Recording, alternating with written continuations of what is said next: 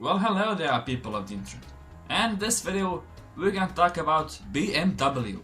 Now, if we're continuing, as I always say, if you'd like your car to be featured on this channel, send me pics of it on Twitter and the car will be featured in the next episode. So without any further ado, let's talk about BMW, and this will be a rather long video. So what does BMW stand for? Well, it stands for Bayerische Motorwerke, or in English, Bavarian Motor Works. No, it does not stand for Best Motor.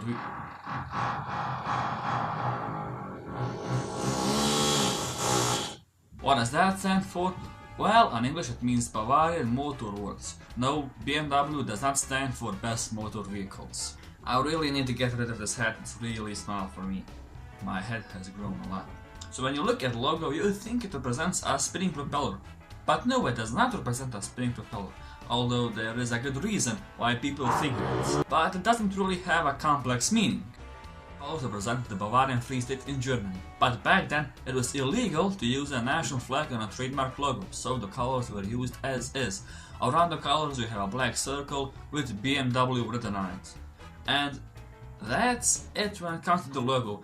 There were some minor changes to the font and the size, but the general stayed the same.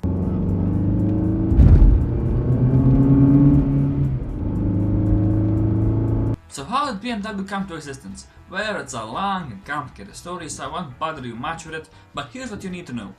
BMW's history begins with Karl Rapp and Gustav Otto in 1916. They were making engines for airplanes in World War I. Flugmaschinenfabrik Gustav Otto and the Bayerische Flugzeugwerke merged. They created one single company.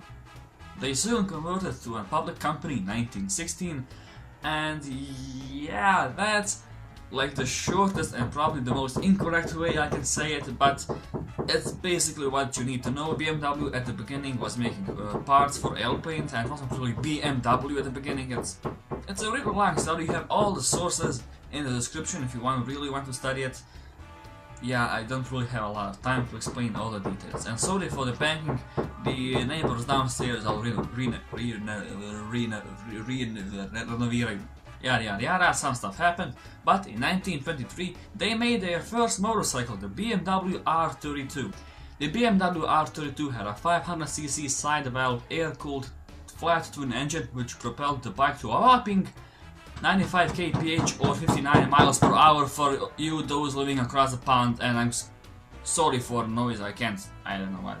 Neighbors are reno. After that, BMW made many more motorbikes, and they still do, but I can make a whole separate video just about the motorbikes, and I'm just gonna stop here with the motorbikes. I don't really have time, I have to cut it short, unfortunately. So now comes the part you probably all been waiting for. Cars, BMW cars. The first car BMW made was a BMW Dixie in 1928. The BMW Dixie had a 4-cylinder 15 brake horsepower engine. However, in 1932, they struck gold with the BMW 3-20. It had a 788cc 4-cylinder engine under the bonnet, pushing it to a mind-boggling 20 brake horsepower. Soon afterwards, they introduced the BMW 303, which introduced the world to their sweet sounding and excellent 6-cylinder engines. In 1938, the BMW 328 was born, and as far as I know, it was their first sports car. It had a 2-liter engine producing 79 bhp and pushing the car to 150 km per hour or 93 miles per hour for those who live across the pond. There are a few things I didn't mention. Number 1, BMW in that era was using forced labor, and they are aware of it, and even on their official site they do apologize for it. And they are aware of it, that was a really bad thing. And then boom, World War II happened, and you probably guessed it, they made airplanes and plane parts for Nazi Germany. After World War II, BMW kind of recovered, but in 1945 they took a huge blow because the USA ordered the dismantling of pretty much everything BMW had. Thanks, America. Soon, very soon, BMW came back with the BMW R24. And in 1952, the BMW 501 was introduced. The 501 was a really big luxury car. It wasn't really much of a success, however, it kinda helped the BMW to get back on their feet. This BMW used the same engine you can find in the 328, it was just slightly modified. Skipping ahead in time a bit to 1955, we have the BMW Isetta. Now this was a really cool and cute car, also known as the BMW bubble car, and had a modified BMW motorcycle engine, and produced 12-13 horsepower. Only one person can get in, and you get in the car from the front. So I think it looks cool, I think it's cute, it's a really good car. Some stuff happened, and in 1959 BMW finally became independent, and I'm not gonna go into any more details, I'm just gonna say they became independent of everything, they just became BMW. 1961 brings the BMW 1500 and 1600 to the table, which is a really nice all-around mid-class family car. Nothing all that special, this was just a really good car that was okay. It was rather successful, but after that we have the BMW 2002, which is like, it was a really small car, but it had a really powerful engine. That is, they bolted on a turbo to the engine, and when you put your foot down there, I think it was really, and still is, really fast and has a really good sound. Now stuff gets real. Bear with me. So, in 1972, the BMW Motorsport division was born. Now, the BMW Motorsport division, or BMW M for short, wasn't really making road cars at the beginning. At least they were making cars only made for racing and only for the track.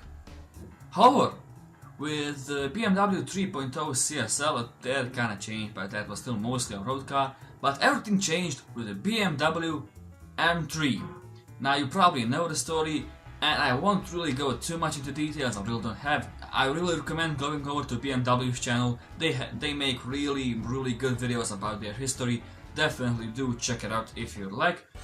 But the sad thing is, BMW M3 kinda overshadowed my favorite, Mercedes 190 2.5 Cosworth Evo 2. I don't know the name. This car.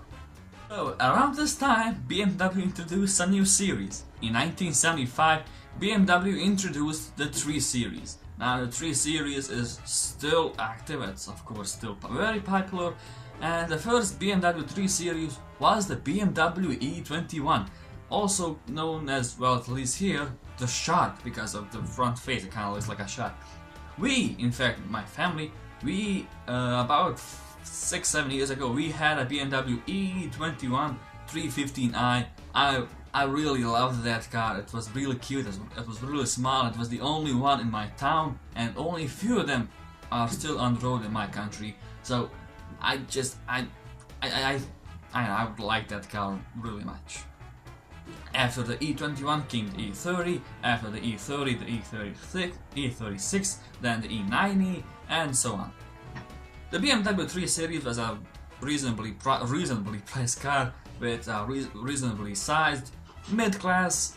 It comes from all kind of engines, from at the very beginning a 1.5, 1.6 engine to really big engines, 3.2 liter, a 4 liter V8 in the M3 E60 or E90, sorry. So yeah, you had a lot to choose from. Speaking of the 3 Series, we also had a BMW E36 318i. We had that car for almost 3 years. I drove it a bit, and we unfortunately had to sell it. I love that car a lot. It looked really nice. It had a lower suspension. The previous one had a lower suspension, but that's a whole other story. I digress. BMW introduced the 5 Series, styled by Paul Brock and Pietro Fruan. I don't really know. I probably butchered their names, but whatever. They styled the first BMW 5 Series. It looks really nice, kind of retro looking.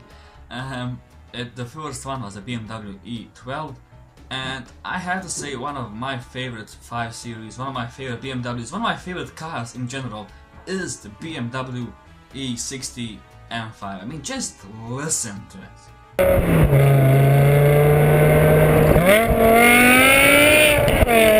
And you've seen this one coming, but the BMW 7 Series was introduced in 1977.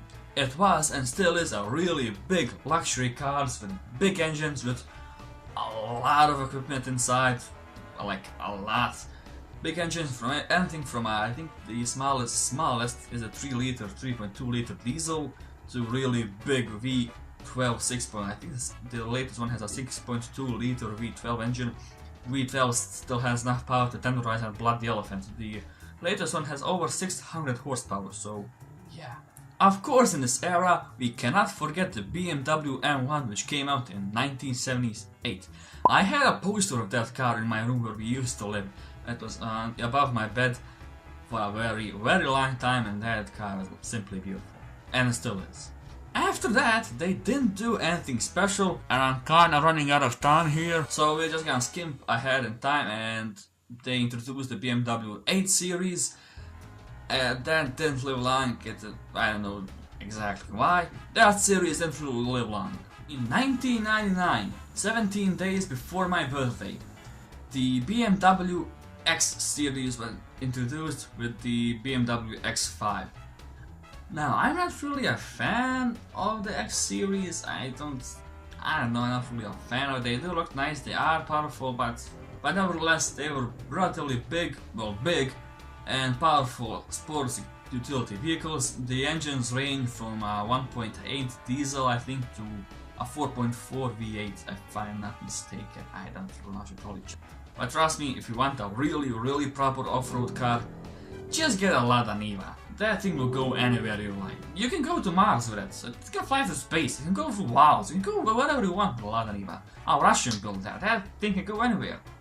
After that, BMW kinda started playing with the numbers, and they introduced the 1 Series, 2 Series, 4 Series, 6 Series, the BMW i3 and the BMW i8. Now some say that the BMW i8 is a glorified Prius. I wouldn't say that. I mean, the i8 looks really epic, and it is powerful by 330 horsepower. We're not gonna talk about the false MPG, but I don't know, I quite like it. If you say it's a glorified Prius, then what about the McLaren P1? Is it a glorified Prius? No. It is hybrid, but it's not definitely a Prius, for Christ's sake. And also, one of my favorite cars they made kind of recently was a BMW M1 hatchback.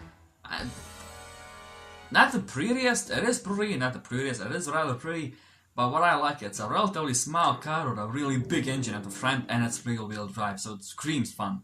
So yeah, after that, it's pretty much the same story. They made some new models, the BMW, there's a new BMW 5 Series released a few months ago, if I'm not mistaken. That happened, they introduced the i3 and the i8. i3 is an interesting car, I don't know, it's interesting. Yeah. For today's video, I know my camera is kind of under an angle right now, sorry. Sorry for horrible noise from my neighbors and from the kitchen. So sorry, but there isn't really much I can do. Thank you guys so much for watching. Do make sure to like and subscribe, and Bugatti's coming up next.